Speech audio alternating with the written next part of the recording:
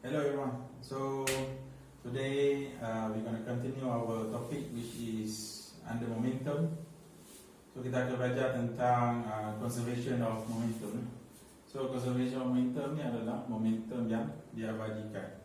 So kita ada tiga perkara lah yang boleh kita study dari tajuk ni, iaitu bagaimana momentum tu dikonservkan melalui elastic collision. Yang kedua inelastic collision, dan yang terakhir adalah explosion. So hari ini cikgu akan ceritakan tentang elastic collision saja dahulu, iaitu pelanggaran yang kenyal. Okay. So jom kita tengok video ni.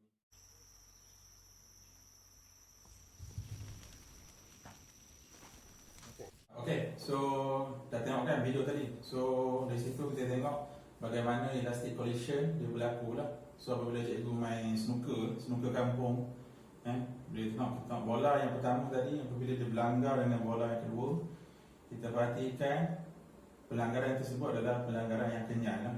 So di mana dua-dua objek tersebut ataupun dua-dua bola tersebut akan mengalami pergerakan lah.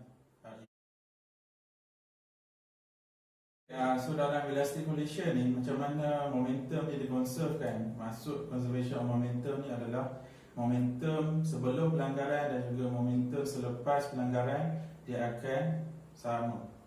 So momentum dia akan sama sebelum pelanggaran dan selepas pelanggaran. So dekat sini apa yang dikonservkan adalah momentum dia.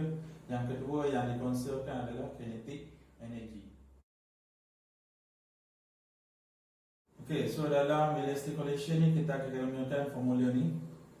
So M1 V1 plus M2 V2 equal to M1 V1 final dan juga M2 V2 final, iaitu selepas pelanggaran dan juga sebelum pelanggaran. Okay, so kenapa kita kata equal? Sebab momentum dia dikonservkan.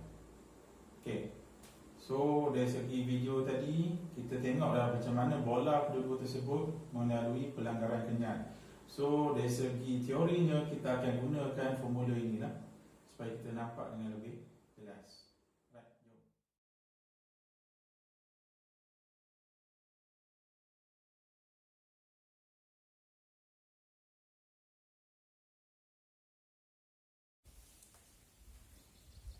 Okay, untuk elastic collision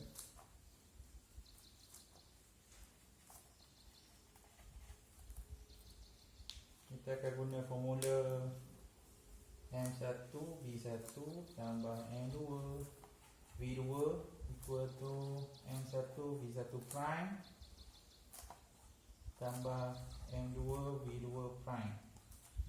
Okay, so ini adalah before collision.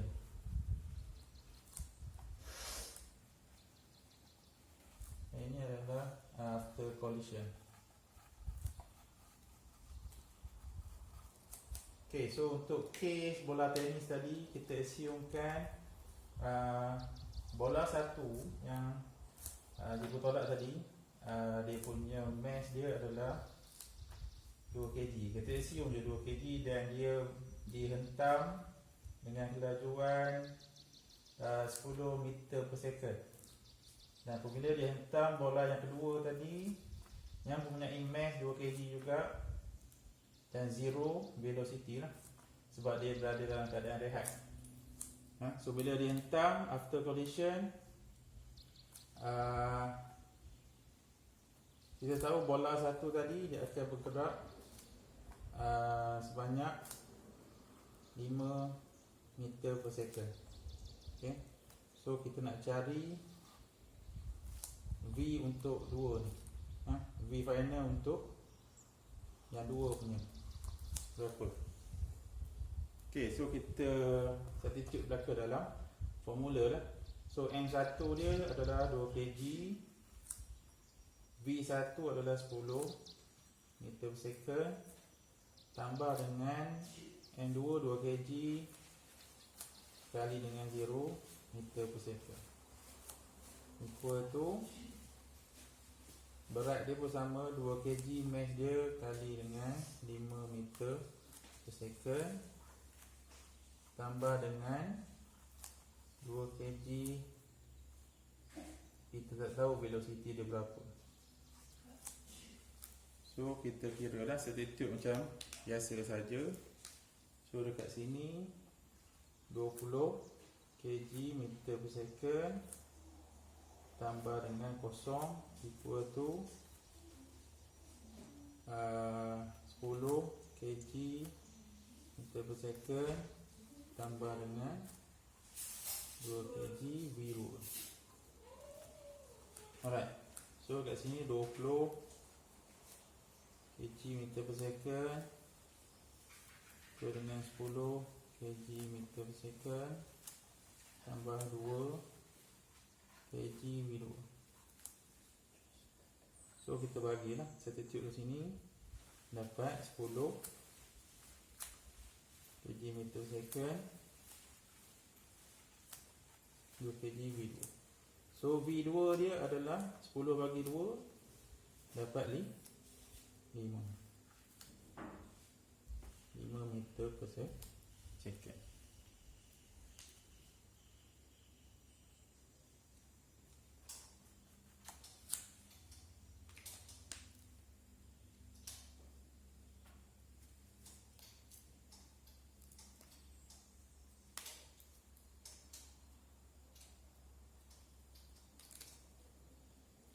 So boleh tak kita tengok kat sini, bila dapat V2 ni 5 meter per second, cuba korang perhati Untuk before collision,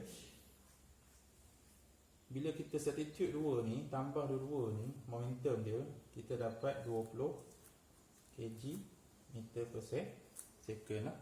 Sebab 20 tambah kosong. Ini untuk momentum before collision. Okay, So untuk momentum after collision,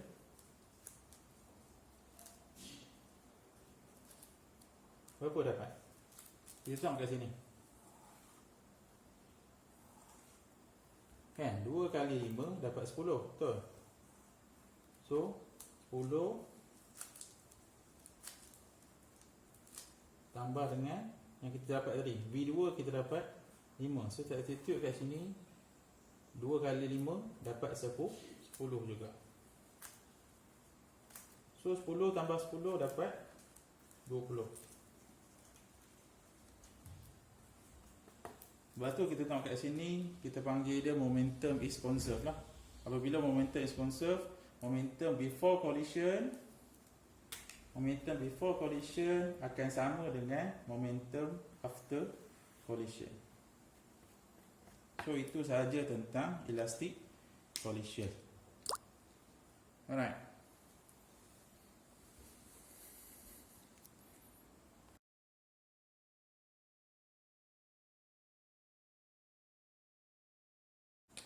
Okay, kalau tengok soalan tadi, kita dah tahu info-info dia. So berbalik kepada equation, kita guna equation yang pertama lah untuk elastic collision. So yang first kali kena buat adalah kita keluarkan info dia. So info dia yang pertama adalah before collision, apa yang dibagi?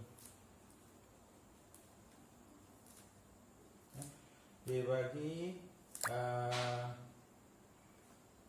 objek A, mass dia adalah 0.25 kg, dan velocity dia adalah 4.5 meter per second, dan dia bergerak ke arah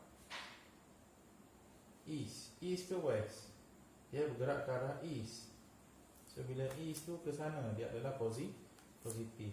Dan objek B, dia punya mass adalah apa? Mass dia adalah 0.30 kg. Velocity dia adalah 5 meter per second. So objek B ni dia bergerak ke west. So bila ke west, ke kiri, dia adalah negatif. So untuk after collision, apa info yang diberi? Dia kata objek A ni dia akan, selepas pelanggaran kenyal, dia akan bergerak ke kiri, iaitu west. Mass dia tetap sama, 0.25 kg. Dan velocity dia berubah tak? Velocity dia berubah menjadi 2 meter per second. So means velocity dia berkurang. So untuk objek B, mass dia, kalau kita tengok, mass dia tetap sama. Mass dia adalah berapa? 0.30 kg. Dan velocity dia, velocity yang kita perlu cari. Tapi ke mana arah dia? Arah dia akan bergerak ke east selepas pelanggaran. Ni dia akan patah balik sana selepas pelanggaran. So dia punya situasi dia, bila kita tengok mula-mula objek A dan objek B, dia akan bergerak ke sini. So selepas pelanggaran, objek A akan pergi ke belakang dan objek B akan pergi ke belakang dia, back forward. So kita perlu cari dia punya velocity untuk objek B. Okay, first kali apa kena buat? Yang pertama, kita substitute segala info ni ke dalam formula di atas lah. Kita substitute semua ni dalam formula di atas. So untuk before collision punya situasi, untuk objek A, mass 1 V1, mass dia 0.25 kali dengan 4.5 tambah dengan objek B 0.30 kali dengan 5.0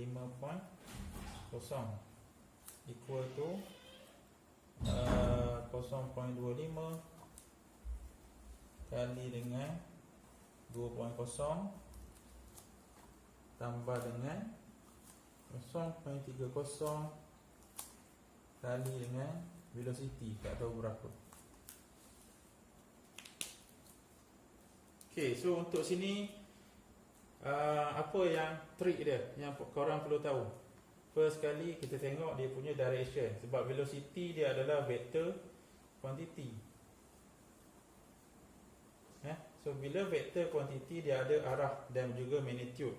So bila ke east, maknanya ke kanan. Bila ke kanan, dia punya direction dia adalah positif. Yang west ni adalah ke kiri, dia punya direction dia adalah negatif. So bila negatif, tolong letak tanda negatif dekat velocity dia. So untuk objek B, velocity dia adalah negatif. So ini yang main peranan kat sini, kena tetap negatif. Dan kat sini objek A pula yang akan bergerak ke kiri, iaitu velocity dia akan negatif. So itu adalah sesuatu trik lah. So bila kita kali, apa yang kita boleh buat?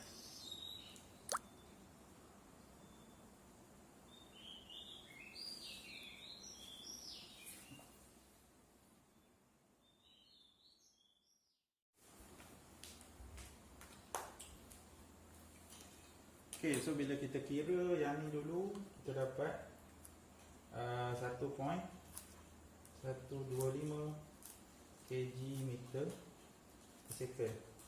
So bila ada negatif kat sini bertemu dengan positif, apa yang berlaku? Dia akan jadi negatif kan. Tapi first kali tak payah letak lagi, kita buat dalam kurungan. So kita dapat negatif 1.5 kg meter per second. Alright. So bila tambah 2 ni, apa yang berlaku? Dia akan jadi 1.125 tolak 1.5. So kita akan dapat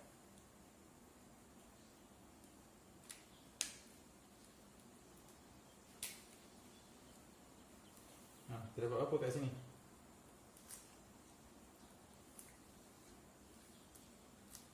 So kita dapat 0.375 kg meter per second. Okay, so yang ni adalah untuk before collision.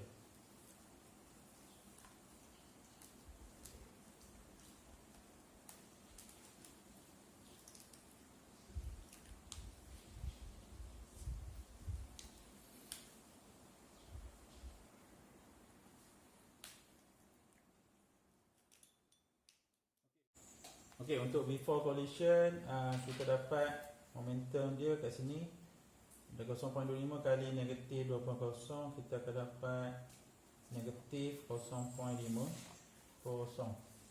kg meter per second tambah dengan 0.30 V2.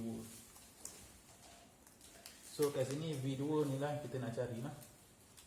Okay, so bila kat situ kita transfer balik yang pada before collision tu negatif 0.375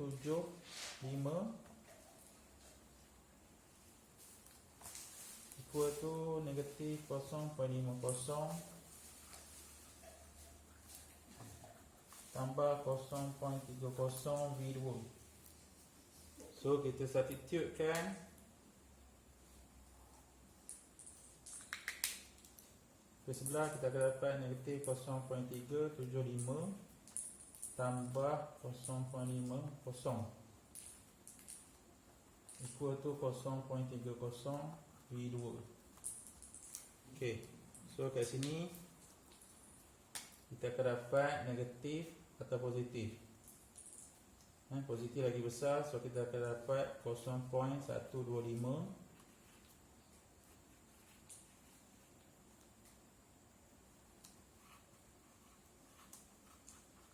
so V2 equal to 0.125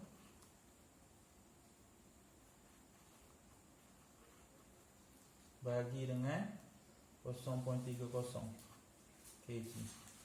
So kita akan dapat jawapan dia V2 equal to 4.1.